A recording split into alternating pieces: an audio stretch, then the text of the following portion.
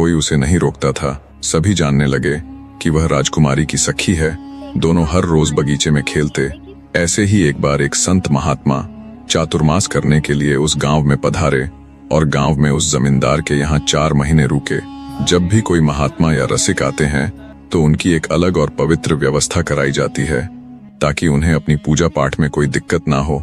उसी प्रकार उस जमींदार ने महात्मा के लिए एक अच्छी व्यवस्था की। अगले दिन हर रोज की तरह राजा की बेटी आई। दोनों वही पास ही खेल रहे थे। उसी समय उन संत ने अपनी पूजा पाठ करना प्रारंभ किया। बढ़िया एक स्थान को पवित्र किया और उसमें एक साफ कपड़ा बिछाया और सिंहासन रखा। फिर अपने शालिग्राम को निकाला, उन्हें अच्छे से स्नान कराया, इत्र आदि लगा। इधर संत अपनी पूजा में मस्त थे और बाहर से ये दोनों कन्याएं देख रही थी। फिर दोनों ने एक दूसरे को देखकर बोला, ये वाला खेल हम भी खेलेंगे। ये खेल तो बहुत अच्छा है। तुलसी तोड़कर लाओ, चढ़ा दो। पुष्प तोड़कर लाओ, चढ़ा दो। इत्र से भगवान को चिकने कर दो। माला पहनाओ, आरती करो और भोग लगाओ। जैसे हम खाते हैं वैसे इन्हें खिलाओ। ये खेल बहुत अच्छा है, हम दोनों खेलेंगे। तभी एक बोली, पहले सीख तो ले, फिर खेला करेंगे। अब उन दोनों का यही नियम हो गया। जब संत अपनी पूजा में बैठते तो दोनों जाकर उन्हें देख देख कर सीखा करती। फिर दोनों बातें करती, आज ऐसी किया है, फिर ऐसा करना है। उन दोनों के 4 महीने देखने में ही निकल गए। अब 4 महीने बाद उन महापुरुष के जाने का समय हुआ। संत ने अपना सारा कुछ समेटना शुरू किया। सुबह सुबह दोनों लाली आई।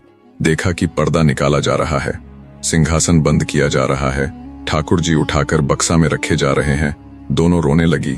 बोले, ये क्या हो रहा है? संत महात्मा जी बोले, लाली अब सेवा पूर्ण हुई, अब हम जा रहे हैं। दोनों कन्याएं फूट फूट कर रोने लगी।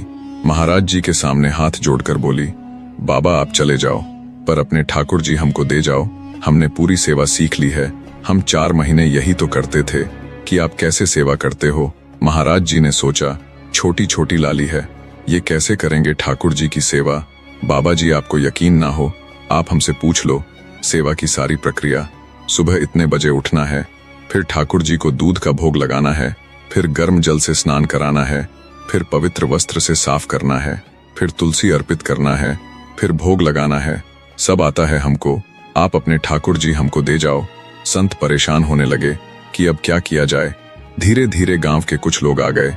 जब संत ने सारी बात बताई तो गांव के लोग उस जमींदार की बेटी को समझाने लगे, लेकिन कोई भी उस राजा की बेटी को नहीं समझा रहा था।